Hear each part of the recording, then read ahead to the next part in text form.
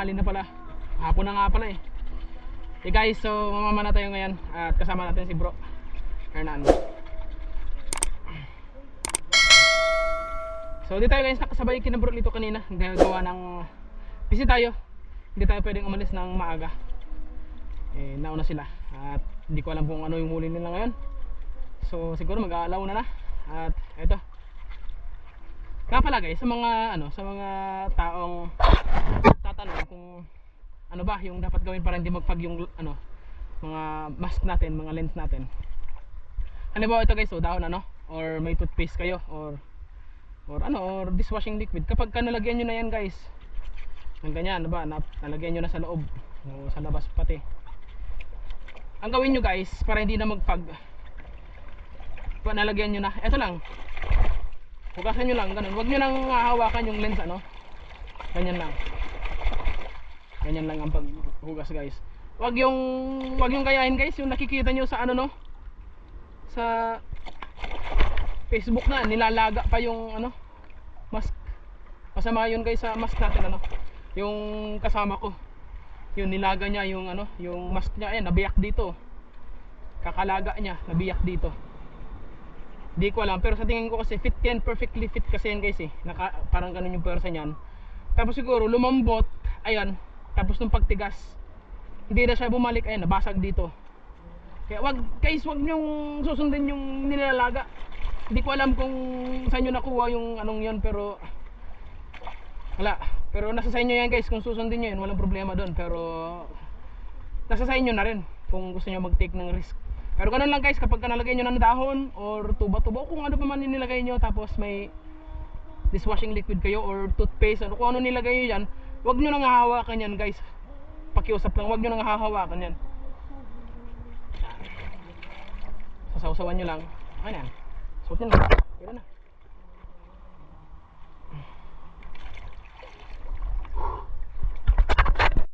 Dito guys, sa unang drop natin may nakita ko kagad na malaking barakuda dito. So dahan-dahan akong nag-drop para sundan. At nung na-close kagad natin yung gap, tinira ko kagad.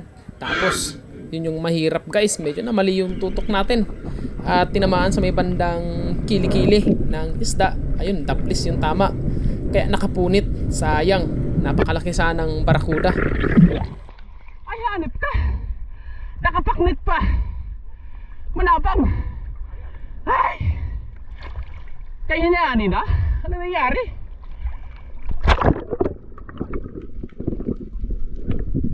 So, move on tayo guys. So, pagkatapos natin makapag-reload ulit, sagawa ulit tayo ng panibagong pagsisid. At dito, so sa quick dive lang tayo guys. So, hinahabol natin yung oras.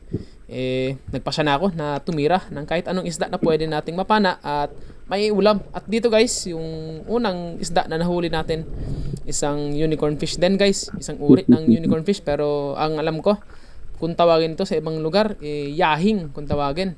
So medyo hindi ganun ka-popular ang isda na to at hindi rin ganun kasarap.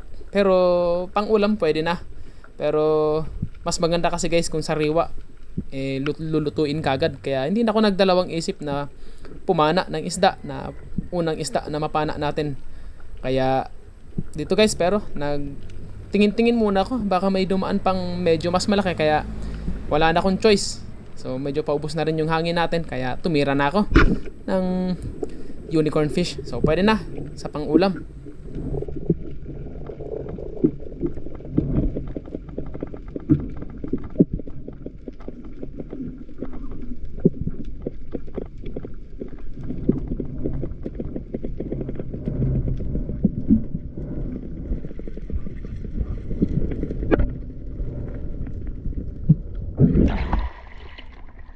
Pang-ulam. Ito nga guys, so nung pagkakuha natin dun sa isda, so ayun, tinanggalan ko kagad ng laman loob para rekta luto na at hindi na rin masyado lumansa dun sa bahay kapag nililinisan natin. So kapag eto, nililinisan na natin dito sa dagat, rekta salang na kagad kung anong luto yung pwede nating gawin dito. At sa pangatlong pagsisid natin guys, so medyo pahapon na, may nakita naman ako ditong blue spine unicorn. So hindi ko na rin ito guys pinatagal, tinira ko na rin kagad. medyo good size na, kaya pwede na rin guys na pangulam itong blue spine unicorn, pang ihaw. So napakasarap na ito sa pang ihaw, at kung hindi nyo alam, pwede rin itong sinigang guys, basta sariwa pwede siya sa sinigang.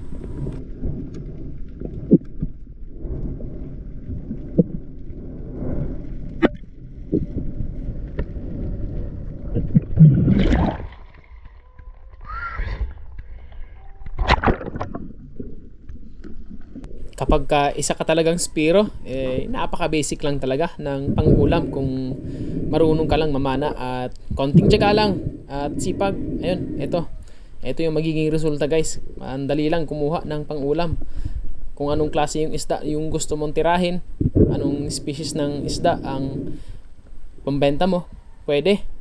So napaka sustainable ng pamamaraan ng pamamana.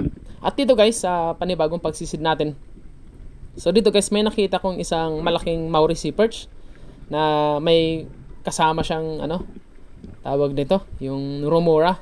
Kasi guys, may tama siya sa ulo. Hindi ko alam kung pinana or inatake o nakipag-away sa ibang isda.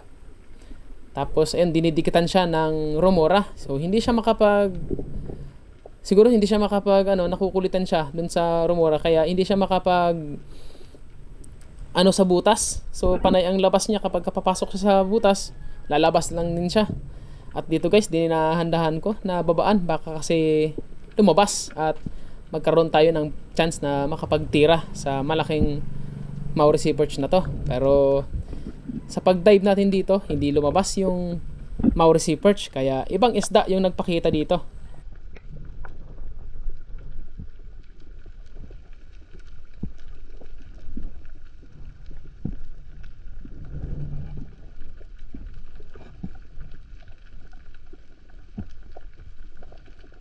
At pagantay ko ng ilang minuto dito sa ilalim guys, may grupo ng queenfish na dumaan sa harap ko. Pero may umagaw ng attention ko dito. May isang good size na jobfish. Kaya jobfish na lang yung tinira ko. Kahit naman siguro kayo guys, no? Kapag ganun sitwasyon na may pagpipilian, syempre mas pipiliin natin yung mas masarap. Yung queenfish kasi guys, masarap naman, kaso nga lang sa prito lang talaga masarap. Kapag sinasabawan, medyo matabang siya. Hindi siya ganun kalinamnam. Kaya mas maganda, mas masarap yung jobfish.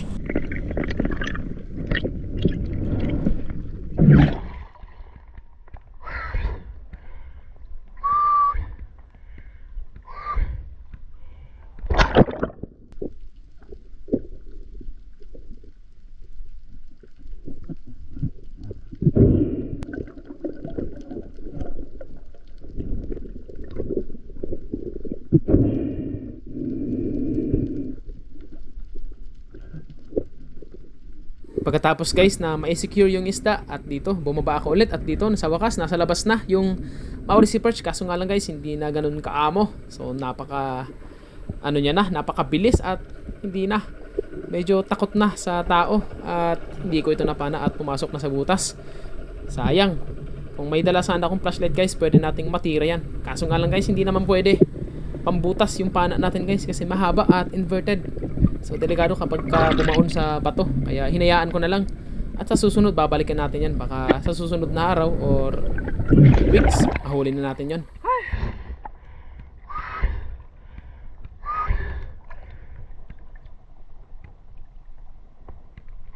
At dahil pahapon na, so sa last dive natin guys dito, daan-daan ulit tayo nag-drop sa area na to. So malapit na to guys sa may gilid, So nag-try pa rin akong mag-ambush dito.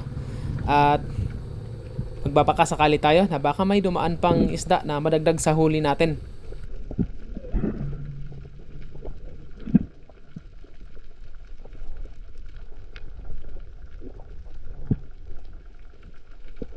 Mga ilang segundo lang guys, paglingon ko sa left side ko, ayan, may nakaharap na sa aking golden trevally. So eto guys yung last na nahuli nating isda. So medyo malaki, good size na. At ito yung last na isda na nahuli natin sa araw na ito, isang golden trevally. So pwede na. Success yung pag-hunt natin ng pang-ulam. 'Di ba? Ganun lang kabilis guys yung pag-hunt natin ng pang-ulam. So selective hunt lang yung ginawa natin doon, at hindi tayo masyado pumuwersa sa mga malalalim na lugar. Actually medyo malalim rin ang lugar na to, pero hindi tayo masyado pumilit sa mga malalalim. So dito lang tayo guys sa medyo kaya lang natin na at the same time makakapag-relax tayo at hindi tayo masyado mapapagod. At dito ay mabuti naman, so nabigyan tayo ng biyaya at safe tayong nakapag-dive sa araw na ito. At bago tayo magtapos sa video na to, so mag-shoutout muna tayo ng ating mga solid subscriber at followers. So shoutout muna kay Tumbaga Hunter TV ng Quezon Province, Jaime Dulay from Bulan, Sorsogon, Danilo Adalim, Flor de Lisa Kalingaw from Coron, Palawan, Raymark Ramos, Eddie Moradas, Father and Son Fishing TV, Salvador Magtangob, Josh Fert TV, Sundalong Spiro, Jeffrey Domingo from Jeddah, Pots Gabinete Galicia, Jonathan Valesa, Pablo Rafael from Marambong, Eric Benavente, Jeffrey Ferolino, Von Portales, at shoutout kay Tata Ontoy Fuji Edward ng Quezon Province, at kay Oli Adventure ng Toledo, Cebu. So maraming salamat sa inyo guys sa walang sawang pagsuporta at pagsubaybay sa aking channel. At kung nagustuhan nyo ang video na to, baka naman guys pwede nyong i-like at i-share ang video na to. At sa mga hindi pa nakapag-subscribe sa aking YouTube channel, so maaaring mag-subscribe sa aking YouTube channel at i-click nyo na rin ang notification bell para ma-notify po kayo sa mga panibagong videos nating i-upload. So maraming salamat sa inyo guys sa walang sawang pagsuporta at pagsubaybay. So magkita-kita ulit tayo guys sa panibagong episode at maraming salamat sa inyo and dive safe sa inyong lahat. What's up guys, magandang hapon sa inyo. At ito, nakapunta na kami nakarating na kami sa gilid guys. At nag-quick dive lang kami ni Master. At ito yung huli ko.